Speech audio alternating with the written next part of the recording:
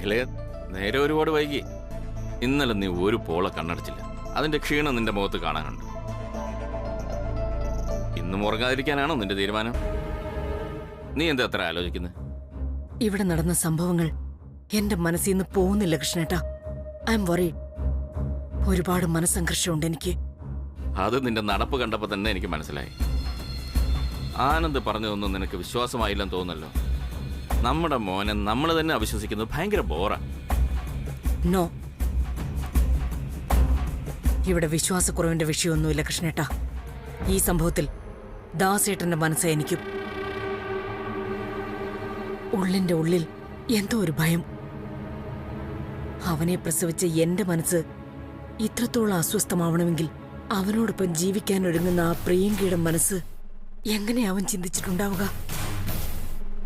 കൃഷ്ണേട്ടൻ അത് ആലോചിക്കാത്ത എന്തുകൊണ്ടാ? ആരോ പറഞ്ഞിട്ടുള്ളതുപോലെ ഒരു പെണ്ണിന്റെ മനസ്സ് മറ്റൊരു പെണ്ണിനെ മനസ്സിലാവൂ. അതാ സത്യം. ഈ മനസ്സിലാക്കലിന്റെ കാര്യത്തിൽ ആണിനും പെണ്ണിനും വെവ്വേറെ അളവുകോലൊന്നും ഇല്ല അഖിലേ. ഇവിടെ വിഷയം വേറെ. സ്റ്റോർ റൂമിൽ എന്താണ് നടന്നതെന്ന സാഹചര്യം അവര് വ്യക്തമാക്കിയതാ. അതിനകത്ത് എങ്ങനെ പെട്ടുപോയെന്ന് എല്ലാവരുടെ മുന്നിൽ വെച്ച് അവര് പറഞ്ഞത് കള്ളമാണെന്ന് ഞാൻ വിശ്വസിക്കുന്നില്ല. ഒക്കെ ശരി തന്നെ കൃഷ്ണേട്ടാ. പക്ഷേ ആ കഥക് എങ്ങനെ താനെ അടഞ്ഞു എന്നതിനും എങ്ങനെ താനെ തുറന്നു എന്നതിനും ഉത്തരവുണ്ടോ കൃഷ്ണേട്ടന്റെ കയ്യില്? വ്യക്തമായ ഉത്തരം?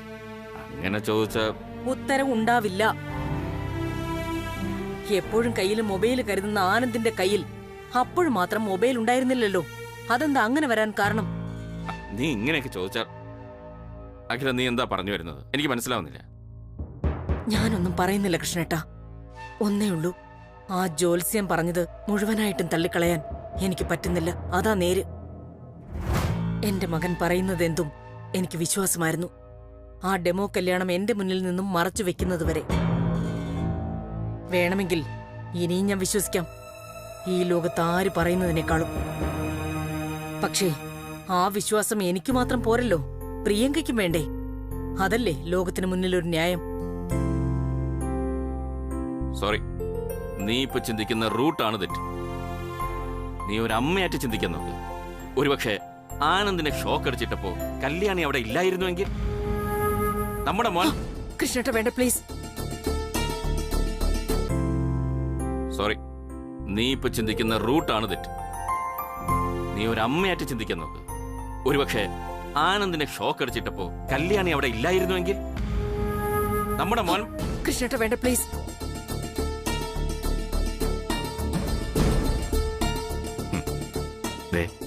ഇപ്പൊ എല്ലാത്തിനും ഉത്തരവായില്ലേ? എല്ലാ ചോദ്യങ്ങൾക്കുമുള്ള ഏറ്റവും ശരിയായ ഉത്തരമാണ് അമ്മ. ആ അമ്മ മകൻ പറയുന്നത് വിശ്വസിക്കണം. നീ കെട്ടാൻ പോകുന്ന പെൺകുട്ടിയുടെ പ്രശ്നം അത് കെട്ടിക്കഴിഞ്ഞാൽ അവര് തന്നെ പരിഹരിച്ചോളൂ. അല്ലെങ്കിൽ അവളുടെ രക്ഷിതാക്കൾ വരട്ടെ, നമുക്കത് അപ്പം ആലോചിക്കാം. തൽക്കാലം നീ വന്നേ, എനിക്ക് നല്ല ഉറക്കം വരും. വാ വാ വാ വാ.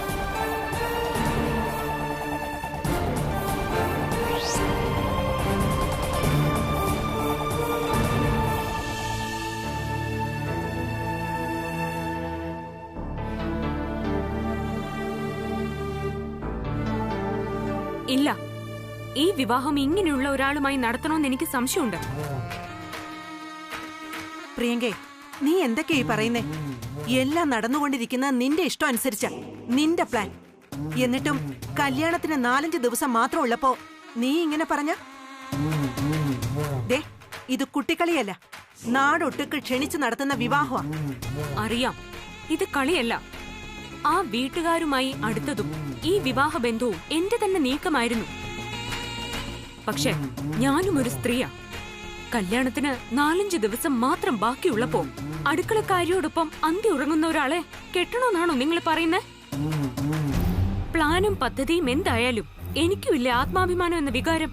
ഏയ്, ഇക്കാര്യത്തിൽ നീ ഇത്ര മുറിവേൽക്കണ്ടെന്നാണ് എന്റെ അഭിപ്രായം. ആ സ്റ്റോർ റൂമിൽ നടന്നതല്ല, ആനന്ദ് പറഞ്ഞതല്ലേ. പിന്നെയും പിന്നെയും മോൾ ഓരോന്ന് ആലോചിച്ച് കൂട്ടുന്നത് ശരിയല്ല.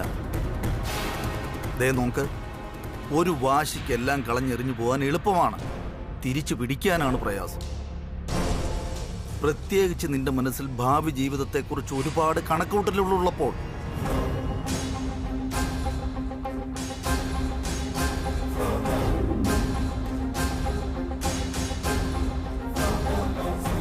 മോളെ മോളെ നോക്ക്, അഖില മേഡത്തെ നിനക്കറിയാലോ.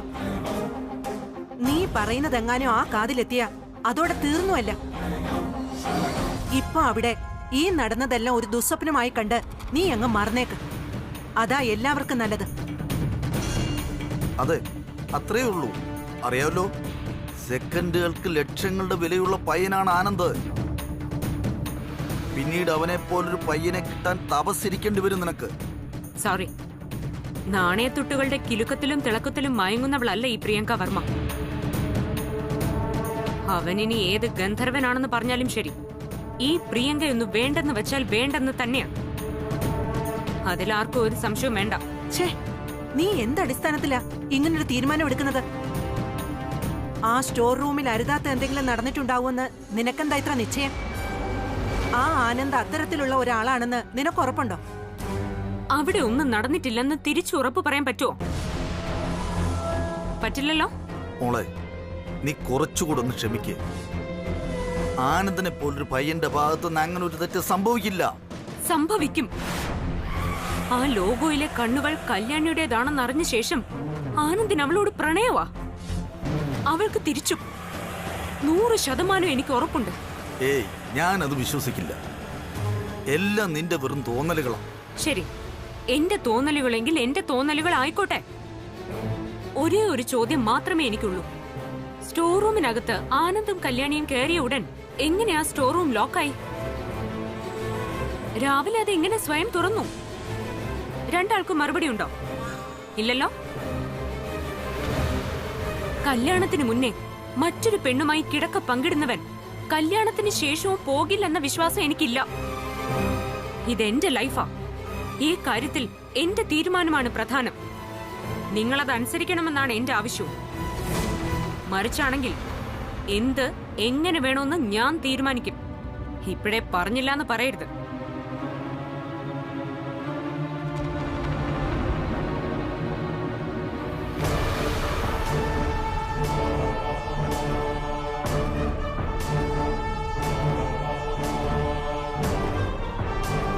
Answer the following. It's not for me, father, but for a baby born a while ago to some peasants. Who said this? Answer. A peasant woman said this. B. What did the speaker ask of Father Mohar? Answer. The speaker asked Father Mohar to come with her to bless the newborn child of a peasant couple. What was Father Mohar's reaction? Why?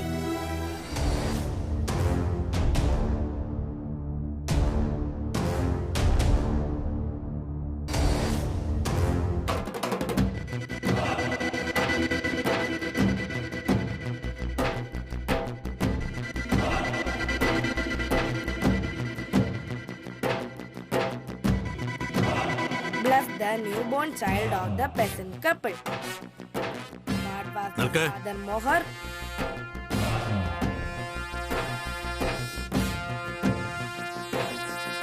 Maximum 7 മണി വരെയുള്ള ഉദ്യോഗം മതി നിനക്കവിടെ.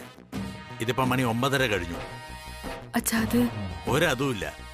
ഇനി മേലിൽ വൈകി വരികയാണെങ്കിൽ ഇങ്ങോട്ട് കയറി വന്നേക്കരുത്. രാത്രിയും പകലുമില്ല നിന്നെ തേടി നടക്കാനൊന്നും ഇവിടെ ആളില്ല. പറഞ്ഞു മനസ്സിലായോ?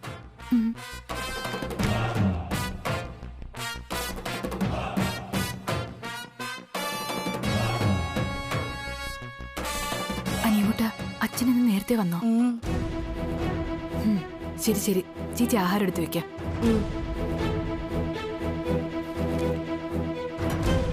Father Mohar was surprised because he heard the news of the newborn baby just before he was reading about the birth of Jesus Christ.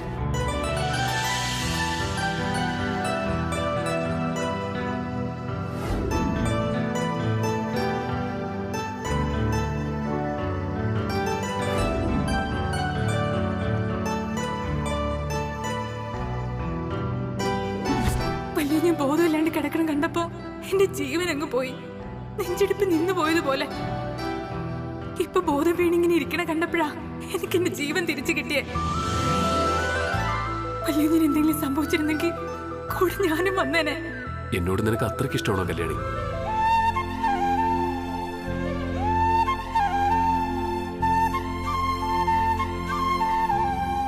എന്റെ മാനം കാത്ത ആളല്ലേ. എന്നും കല്യാണിക്ക് കരുതലും തണലുമായ ഈ ആളില്ലെങ്കിൽ പിന്നെ ഞാൻ ജീവിച്ചിരുന്നിട്ട് ഒരു കാര്യമില്ലെന്നൊരു തോന്നല്.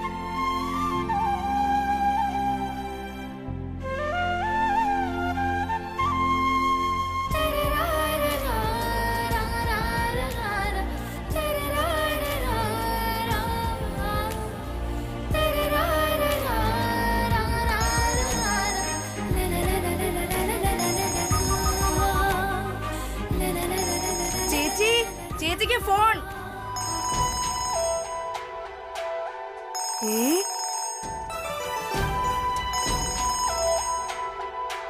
ചേച്ചി വലിയ കുഞ്ഞ.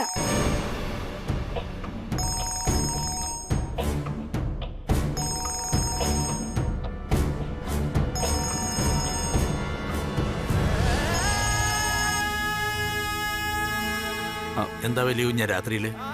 ആ ദാസേട്ടനാണോ എടുത്തേ? കല്യാണി അവിടെ ഇല്ലേ ദാസേട്ടാ? കല്യാണിയൊക്കെ ഉണ്ട്, പക്ഷെ അവൾ ഉറങ്ങാൻ കിടന്നു.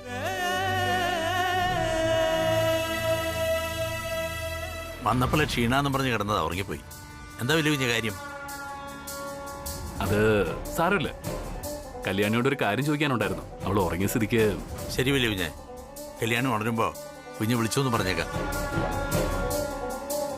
ഞാൻ വെച്ചോട്ടെ, വേറെ കാര്യമൊന്നുമില്ല. ഇല്ല ദാസേട്ടാ, ശരി. ആ ശരിയപ്പോ.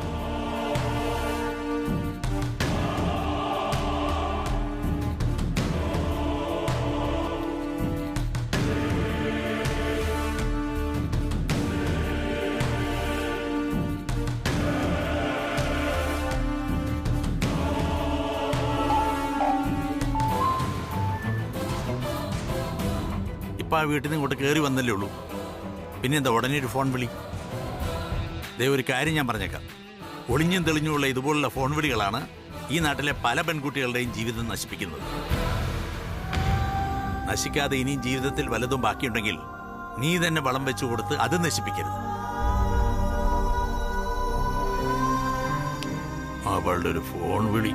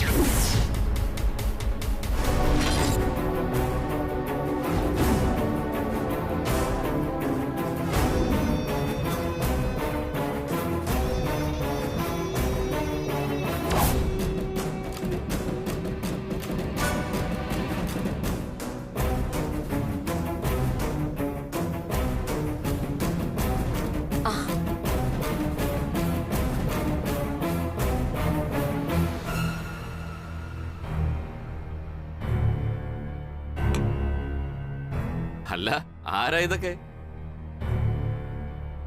വരൂ, ഇരിക്ക്. It's really A pleasant surprise. ഒട്ടും പ്രതീക്ഷിച്ചില്ല. ഞങ്ങള് വിവാഹ മണ്ഡപത്തിന്റെ ഡെക്കറേഷൻസ് സെലക്ട് ചെയ്യായിരുന്നു. അല്ല, എന്താ ആരും ഇരിക്കാത്ത? കല്യാണി, ഇവർക്ക് ചായ കൊടുക്ക. ചായ കുടിക്കാനല്ല ഞങ്ങൾ ഇവിടെ വന്നത്.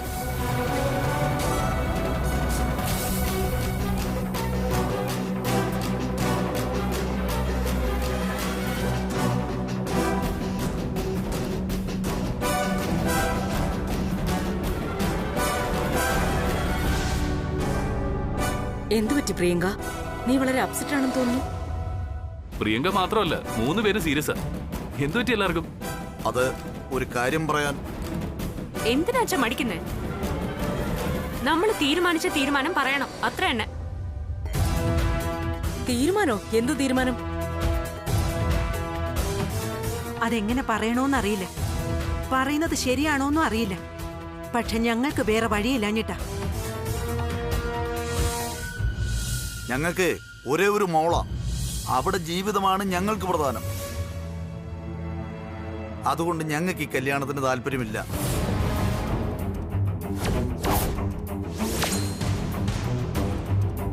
ഇവിടെ നടക്കുന്ന കല്യാണത്തിന്റെ ഏർപ്പാടുകളൊക്കെ ഇവിടെ വച്ച് ഈ നിമിഷം നിർത്താം.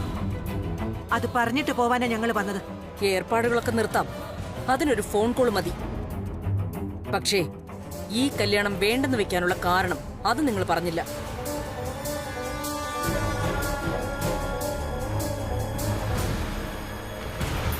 എന്ത് കാരണം പറയാൻ?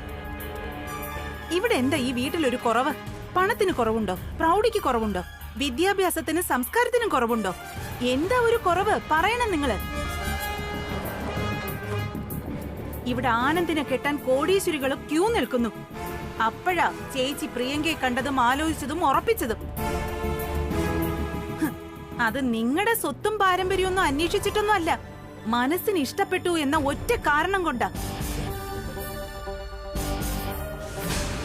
എന്നിട്ടും കല്യാണത്തിന് ഇനി 4-5 ദിവസം മാത്രം ഉള്ളപ്പോ വന്ന് കല്യാണത്തിന് താല്പര്യമില്ലെന്ന് പറഞ്ഞ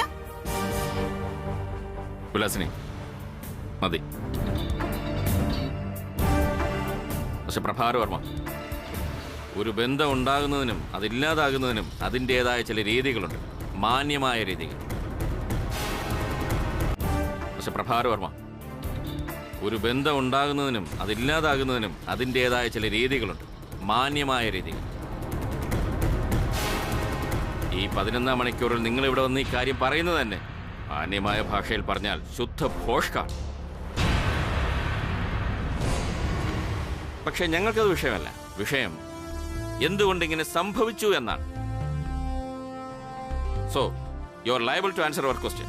പറയൂ, ഈ കല്യാണം വേണ്ടാന്ന് പറയുന്നതിന്റെ കാരണം എന്താണ്? ദേ, ഈ നിൽക്കുന്ന ഇവളാണ് കാരണം. ജോലിക്കാരി കല്യാണി. അപ്പൊ ഞാൻ തിരിയിട്ട ബോംബ് പൊട്ടാൻ പോകുന്നേ ഉള്ളൂ അല്ലേ?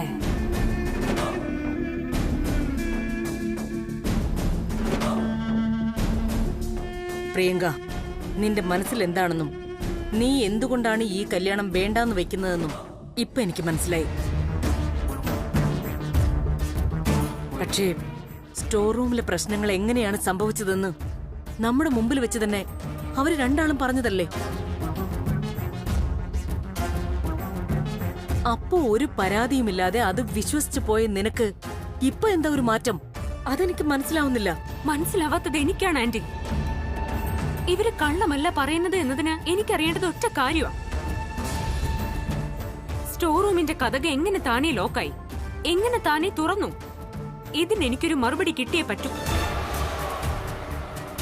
പക്ഷേ അത് വിശ്വസിക്കാവുന്ന മറുപടി ആവണം, അത്രേ ഉള്ളൂ.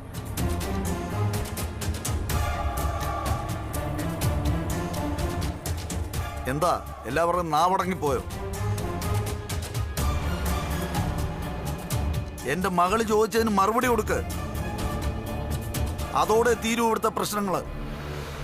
മറുപടി ഞങ്ങൾ തന്നാലോ?